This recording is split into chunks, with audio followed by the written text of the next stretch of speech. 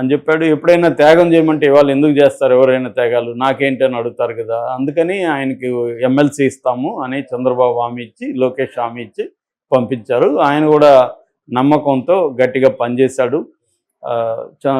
పవన్ కళ్యాణ్ గెలుపుకి ఆయన కారణమయ్యాడు. ఎందుకంటే వర్మకి ముందు నుంచి కూడా అక్కడ ఇండివిజువల్గా పట్టుంది. ఆయన 2009లో పాలిటిక్స్లోకి వచ్చాడు. ప్రజారాజ్యం పార్టీ వంగ గీత చేతిలో ఫస్ట్లో ఓడిపోయాడు. ఓడిపోయినప్పుడు కూడా తక్కువ మెజార్టీతోనే ఓడాడు ఆయన. ఆ తర్వాత 2014లో ఆయనకి తెలుగుదేశం టికెట్ ఇవ్వలేదు. ఇవ్వనప్పుడు ఆయన ఇండిపెండెంట్గా పోటీ చేసి దొరబాబుని ఓడించాడు. మంచి మెజార్టీతో గెలిచాడు. దాని తర్వాత 2019లో తెలుగుదేశం టికెట్ ఇచ్చింది. బట్ ఆయన ఓడిపోయాడు. అది కూడా మళ్ళీ అగైన్ నేరో మెజార్టీతో ఓడిపోయాడు. ఆ తర్వాత 2024. అయితే ఈయనకి 2019లో ఓడిపోయినప్పటికీ వర్మ అక్కడ గట్టిగా పనిచేస్తాడని చెప్తారు. ముఖ్యంగా కరోనా టైంలో ఆయన ఇంట్లో కూర్చోకుండా రిస్క్ తీసుకొని ప్రజలకి కావాల్సిన వసతులు కల్పించడం కానీ, ఫుడ్ సప్లై చేయడం కానీ, సరుకులు అందించడం కానీ, మెడిసిన్స్ చూసుకోవడం కానీ, ఇవన్నీ ఆయన దగ్గరుండి ఎవరికి అవసరం వచ్చినా హాస్పిటల్లో జాయిన్ చేయించడం, ఆక్సిజన్ సిలిండర్లు చూసుకోవడం, ఇవన్నీ కూడా ఆయన చూసుకున్నాడు. అందువల్ల ఆయనకి మంచి పేరైతే ఉంది అక్కడ వర్మకి. సో అలాంటి వ్యక్తి గెలిపించిన తర్వాత అదేదంటారు కదా, ఏరు దాటిన తర్వాత తెప్ప తగలేనట్టుగా పవన్ కళ్యాణ్ ఇతనికి పదవి రాకుండా అడ్డుకున్నాడు అనేది ఇప్పుడు ప్రధాన వార్త. చంద్రబాబు ఇవ్వాలని అనుకున్నాడు మాట ప్రకారం, కానీ పవన్ కళ్యాణ్ అడ్డుకున్నాడు. ఇతనికి ఇస్తే పవన్కి ప్రాబ్లం ఏంటి, అతను ఎమ్మెల్సీ అయ్యి అక్కడ లీడర్షిప్ ఇవాల్వ్ అయితే తనకి పర్మనెంట్గా నియోజకవర్గం అనేది పోతుంది పవన్ కళ్యాణ్కి. ఇప్పటివరకు పవన్ కళ్యాణ్కి పర్మనెంట్ నియోజకవర్గం అనేది లేదు. ఒక చంద్రబాబు కుప్పం ఉంది, జగన్కి పులివెందులు ఉంది, మన బాలకృష్ణకి హిందూపురం ఉంది, ఇప్పుడు లోకేష్కి మంగళగిరి ఉంది.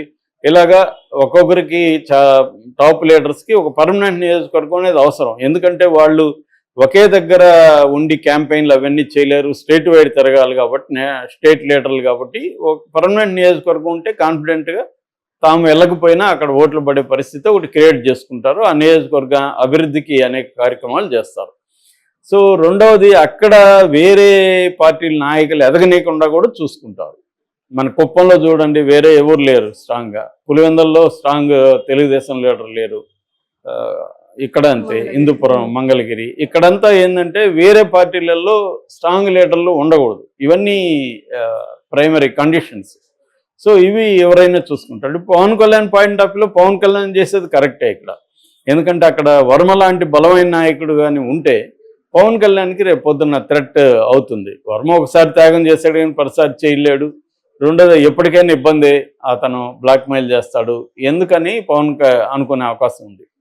సో చంద్రబాబు కూడా పవన్ కోరే చిన్న చిన్న కోరికలు ఇట్లాంటివి నెరవేర్చకపోతే ఆయనకు కూడా ఇబ్బంది కాబట్టి పవన్ కళ్యాణ్ మాట ప్రకారం ఇతనికి ఏ పోస్ట్ ఇవ్వలేదు. నిజానికి చంద్రబాబు అనుకుంటే ఎమ్మెల్సీ కాకపోయినా ఒక నామినేటెడ్ క్యాబినెట్ ర్యాంక్ పోస్ట్ ఇవ్వచ్చు, కానీ ఇవ్వలేదు.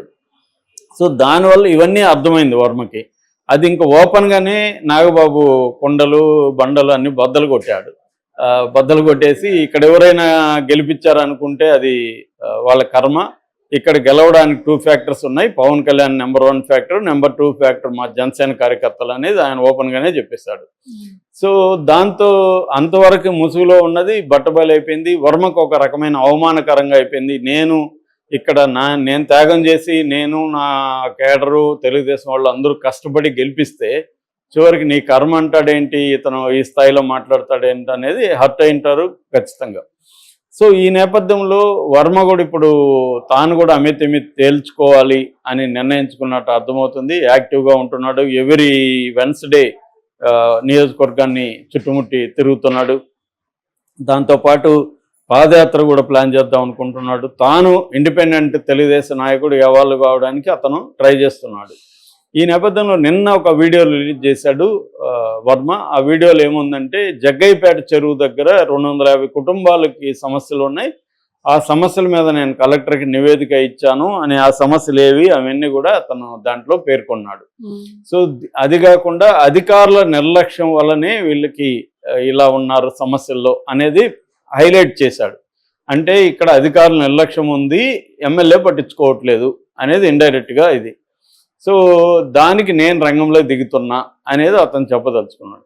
ఒక పక్క పవన్ కళ్యాణ్ కూడా నియోజకవర్గం మీద పట్టు సాధించడం కోసం ఇంటెలిజెన్స్ సహాయం తీసుకొని అక్కడ 4 పోలీస్ స్టేషన్లు ఉన్నాయి. ఈ 4 పోలీస్ స్టేషన్ల పరిధిలో ఏమేమి కేసులు ఉన్నాయి, ఎలాంటి సమస్యలు వస్తున్నాయి, వీటి మీద నివేదిక ఇవ్వమని ఇంటెలిజెన్స్ డిపార్ట్మెంట్ని పవన్ కళ్యాణ్ ఆదేశించాడని ఒక వార్త వచ్చింది మొన్ననే. అంటే పవన్ కళ్యాణ్ ఏమో ఒక పక్క పిఠాపురం అభివృద్ధి కావచ్చు, పిఠాపురంలో లా అండ్ ఆర్డర్ ఇష్యూస్ కావచ్చు, మొత్తంగా పిఠాపురం నియోజకవర్గం మీద తను పట్టు సాధించుకోవడానికి పవన్ కళ్యాణ్ ఒక పక్క పావులు కదుపుతుంటే రెండో వైపున ఇతను అది చేస్తున్నాడు. ఇప్పుడు పవన్ కళ్యాణ్ ఏం చేస్తున్నాడు, ఇంకొక మూవ్ కూడా వేస్తాడు పవన్ కళ్యాణ్. అదే